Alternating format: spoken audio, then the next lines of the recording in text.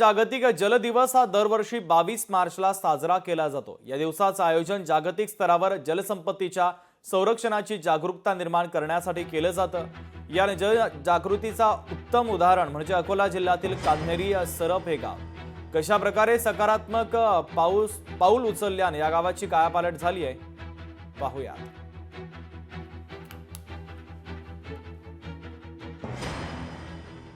लोकसहभागातून जलसंधारणाची कामं केल्या गेली, नदीचं खोलीकरण झालं, शेततळी झाली, असे अनेक उपचार या गावातील वॉटर यांनी केले आणि पावसाचं पाणी जसं आलं, पाणी त्यामध्ये थांबलं, तसं गावकऱ्यांचा आनंद जो आहे हा गगनात मावेनासा झाला आणि तेव्हापासून या गावाची दुष्काळ मुक्ती झाली। आणि आमच्या शेततळ्या खणल्यामुळे आजूबाजूचा परिसर आमचा पूर्ण जलमय झाला। आज पहिले आम्ही एकच पीक घेत जाऊ, आता आम्ही 3-3 पिकं घेऊन आलो। म्हणजे या कामामुळे आमची समृद्धी झाली आणि गावाची समृद्धी झाली आणि तालुक्याची समृद्धी झाली। आता आमच्या इकडे पाणीच पाणी झालं, त्यामुळे आम्ही समृद्ध आहोत।